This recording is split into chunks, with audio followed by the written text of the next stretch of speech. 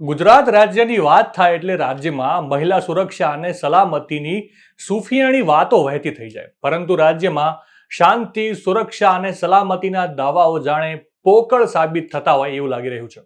ગાંધીના ગુજરાતમાં અપરાધીઓને જાણે કાયદા કાનૂનથી કોઈ પ્રકારનો ફરક જ ના પડતો હોય, કંઈક એવો માહોલ છે. અવારનવાર નાની દીકરીઓ ઉપર, મહિલાઓ પર બળાત્કાર અને છેડતીની ઘટનાઓ સામે આવતી હોય છે. એ ખરેખર ગુજરાત માટે હવે એક ચિંતાનો વિષય બની ગયો છે. આવી જે ઘટના ઘટી છે રાજ્યના પાટનગર ગાંધીનગરમાં. 16 વર્ષની દીકરીનું શારીરિક શોષણ કરવામાં આવ્યું છે.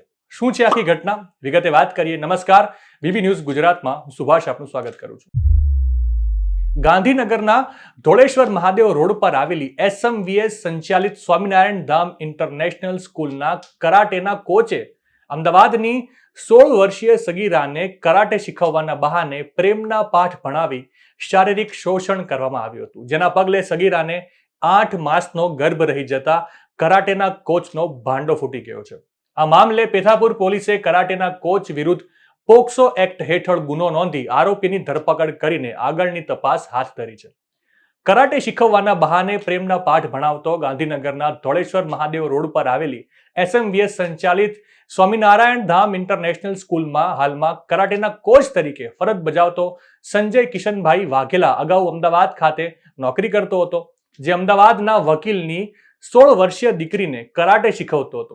ધીમે ધીમે સંજય સગીરાને કરાટે શીખવવાના બહાને પ્રેમના પાઠ ભણાવવા માંડ્યો હતો. એમાંય સ્કૂલ લેવલે યોજાતી સ્પર્ધાઓમાં પણ સગીરા ભાગ લેતી હોવાથી કોચ સંજય તેની સાથે રહેતો હતો.